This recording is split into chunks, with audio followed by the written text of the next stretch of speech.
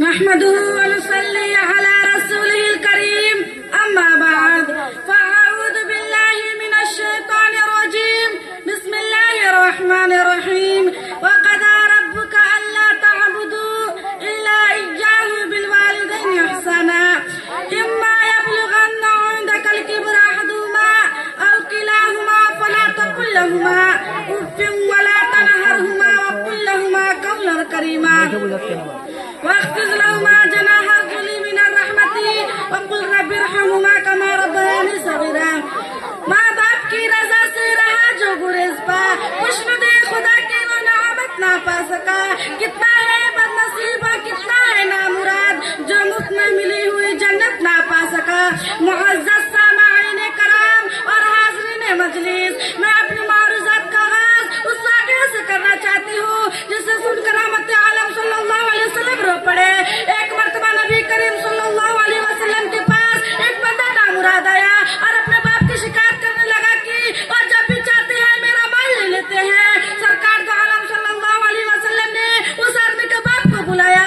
لاٹھی ٹیکتا ہوا ایک بڑا شخص حاضر ہوا.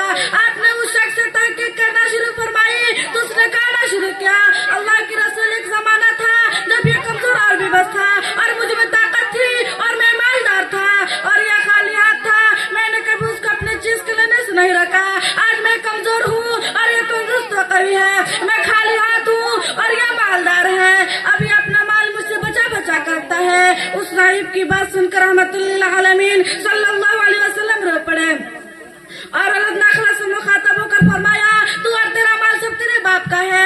حضرات, یہ جملہ نصیحت ہے ان لوگوں کے لیے جو اپنا مال اپنے والدین سے چھپا چھپا کر رکھتا ہے, جو والدین کی لاٹ پر خرچ نہیں کرتے, جو ماں باپ کو اپنے گھر میں ایک زائد اور راز کا رفت شے سمجھتے ہیں. سامعین کرام, ماں باپ ان الفاظ میں شاید کسی حالات اور دنیا بھر کا سکون بھرا ہوا ہے. ماں کے پیروں تلے جنت ہے تو باپ جنت کا دروازہ ہے.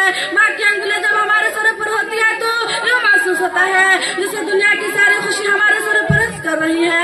اور باپ کی پورا شفقت نگاہ اعظم میں حوصلہ اجلا عطا کرتی ہے. دنیا میں ہر چیز اپنی شکل بدل دیتی ہے لیکن ماں اور اس کے ممتا میں کچھ فرق نہیں آتا.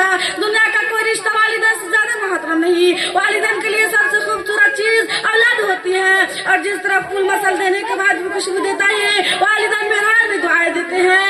اے لوگوں, والدین سے ہمدرد کی توقع رکھنے کے بجائے والدین کا ہمدرد بن جاؤ. خالق کائنات نے اپنے بندگی کے بعد بندے پر سب سے اول پر ابھی والدین احسانہ قرار دیا ہے. کہا گیا والدین سے اس نے سلوک کی توفیق کو دونوں جہاں کی سعادت سمجھا.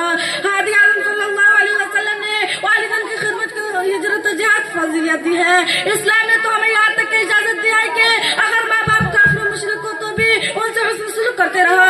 مجھے بتاؤ کہ ایسے عظیم شان تعلیم کے ساتھ مذہب نے دی ہے مگر غافل رہا حقوق و فرائض سے بشر, غافل رہا حقوق و فرائض سے بشر, دنیا و آخرت میں راحت نہ پا سکا.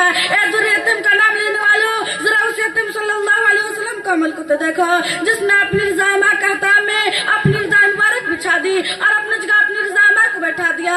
جی ہاں, اسے ذریعہ یتیم نے فرمایا خدا کی خوش ندی اور ناراضی والدین کی ناراضی و خوش ندی میں ہے. اے والدین کے احترام کو پائمال کرنے والوں, جاؤ کسی یتیم سے ماں باپ کی قیمت پوچھو. کیا ماں باپ کو ناراض کر کے جنت کی اور اپنے اولاد سے خدمت کی توقع کی جا سکتی ہے؟ ہرگز نہیں. اسلام نے تو تعلیم دی کہ ماں باپ کے عظیم احسانات کے پیش نظر ان کے اور جائز مطالبات بھی خوشی خوشی پوری کیجیے جو آپ کے ذوق و مزاج پر گرا ہو. حاضرین, اپنے بوڑھی ماں کی خدمت و تنہائی بعض حضرت یونس قرآن تاجدار مدینہ کا دیدار نہ کر سکے اور نہ ہی والدہ کی زندگی میں حج کی تمنا پوری ہو سکی. یہ سب کی ہوا محض اس لیے کہ ان دو تارک سازش سے کہاں پر گرا. قدر احسانات ہیں. قرآن نے والدین کو حسن سلوک کی تاکید کرتے ہوئے خصوصیات کے ساتھ ماں کے پیندوں کو اٹھانے اور کٹنایا جلنے کا نقشہ کھینچا ہے. کہا گیا جانثار, ماں باپ قبل میں تمہاری شکایت ہے.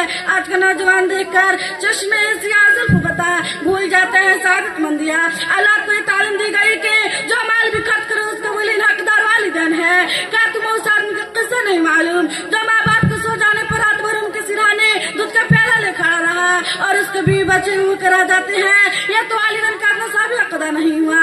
جس نے نہ ماں کا حق محبت ادا کیا, جس نے نہ ماں کا حق محبت ادا کیا, وہ چین تا قیامت نہ پا سکا.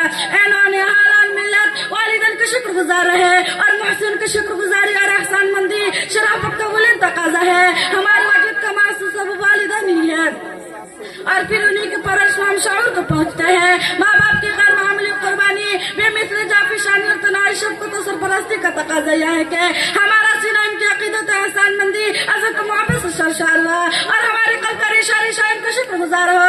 یہی وجہ ہے کہ خدا نے طاقت فرمائی انشکری والی والدائی کہ میرے شکر گزاری کرو اور اپنے والدین کا شکر گزار ہو. حکم دیا گیا اگر ان میں سے ایک یا دونوں تمہارے سامنے بڑھاپے کی عمر کو پہنچ جائے تو فلا تقل لهما اف ولا تنهرهما, تم ان کو تک نہ کیوں نہ انہیں جڑ کو نصیحت کی گئی. وقل لهما قولا کریما, ان سے احترام سے بات کیجیے. حکم کبریائی بھی ہے کہ واخفض لهما جناح الذل من الرحمت, عاجزی اور نرمی سے ان کے سامنے بچھے رہو, یعنی نہ ان سے آگے چلو اور نہ ان سے پہلے بیٹھو. یہ بھی تعلیم قرآنی ہے کہ والدین کے حق میں دعا کرتے رہے. رب ارحمہما کما ربیانی صغیرا, اے میرے پروردگار ان دونوں پر رحم فرما جس طرح ان دونوں نے بچپن میں پرورش فرمائی تھی. اے سعادت مند انسانوں, والدین کی خدمت کو اپنا تر امتیاز بنا لو, کیونکہ دنیا میں خدا رسول کے بعد قابل احترام ہستیاں یہی ہے.